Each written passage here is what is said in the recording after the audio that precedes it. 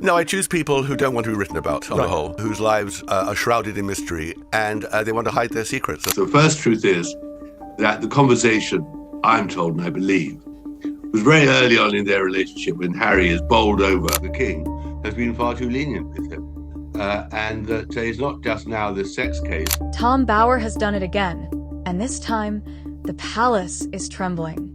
The man Britain calls its most feared biographer has unleashed a new storm that's shredding royal reputations in real time. Meghan Markle and Prince Andrew, two names rarely spoken in the same breath, are now being dragged into the same inferno. One cryptic sentence, one teaser clip, and suddenly, every newsroom from London to LA is panicking. But first, subscribe and turn on notifications because what Bower just said, the line the palace begged him never to speak, could rewrite the story the royals have spent years trying to control.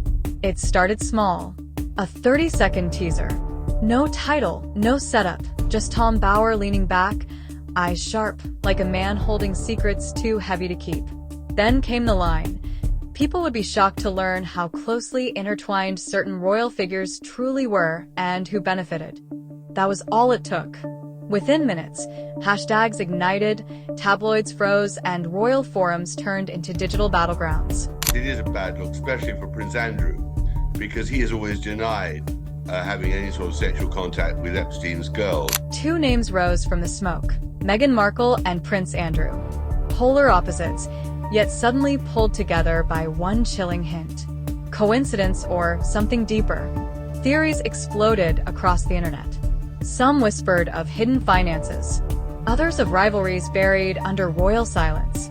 But the most viral claim, the one that set social media ablaze, said Bower was about to expose a buried chapter connecting both Meghan and Andrew, a secret the palace had spent years covering up. Insiders hinted at emergency meetings inside royal offices. Prepare for impact, one aide allegedly warned. If Bower was bluffing, why the panic? Just 2 hours later, Bower struck again. About his relationship, and there was no compulsion for him to do it. Live on air, he dropped a new line that froze reporters mid-tweet. It is astonishing how events thought to be disconnected were, in truth, shaped by the same hand. The internet melted. Analysts dissected every word. Who was the same hand? What events? Why now, right as Meghan faced PR turmoil and Andrew struggled to crawl out of scandal's shadow? Insiders called it timing. Others called it strategy. But everyone called it war. By dawn, royal corridors were buzzing. Communications teams locked down phones. Staff whispered in corridors.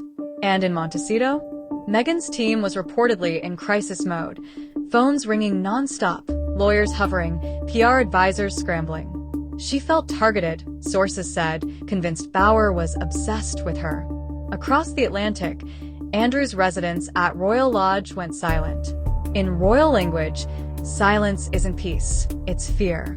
Had Bower stumbled onto a truth the palace couldn't spin away? Then came the leak that changed everything. A production insider claimed Bower's upcoming project would shock both American and British audiences, explaining connections no one even realized existed. Within hours, every outlet screamed headlines. Every commentator had a theory. And just when the speculation reached fever pitch, Bower reappeared, calm, cold, unflinching. He looked into the camera and said, "This is the chapter the palace hoped I would never write." The world gasped. And in that moment, it wasn't a question of if Meghan and Andrew were in danger. It was how deep the damage would go. Social media imploded. News anchors cut in mid-show. Reaction videos piled millions of views. Because if Bower's chapter really existed, what truths had the palace buried? Insiders say his claims weren't accusations. They were reframings, reinterpretations, historicals finally connected. And that's what terrified the monarchy most. Not crime, but context.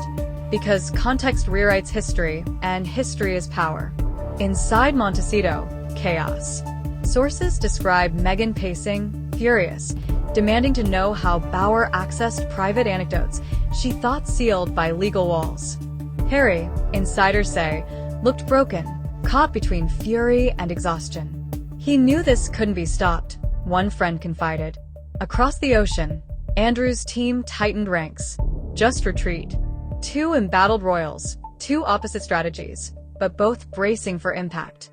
Could Bower's story really pull their worlds into one catastrophic narrative? Palace staff moved fast. Quiet meetings, tight messaging.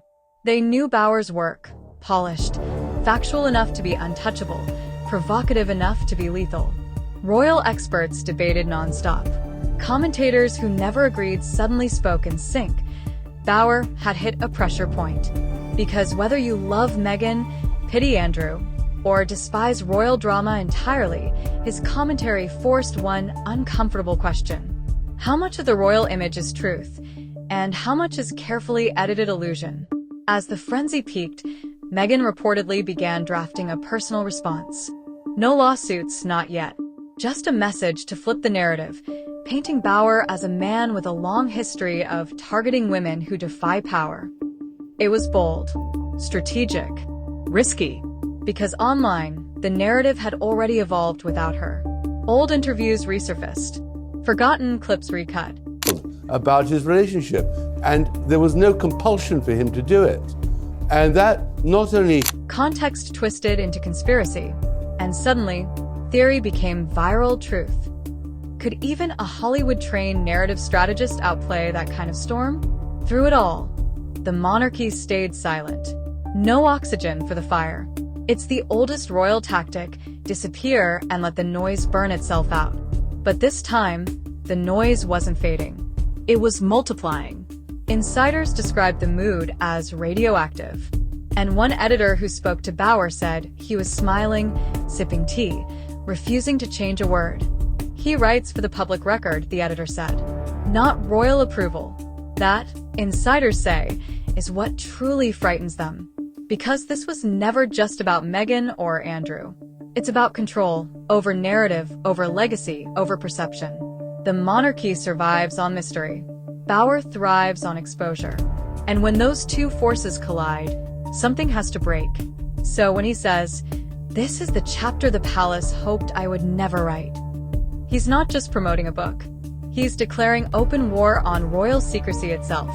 And if his history is any guide, this war is only beginning. If you're still here, you can feel it. This story is far from over. Hit like, subscribe, and ring the bell, because the next episode dives into the hidden connections Bower's team uncovered, the ones royal insiders are desperate to bury.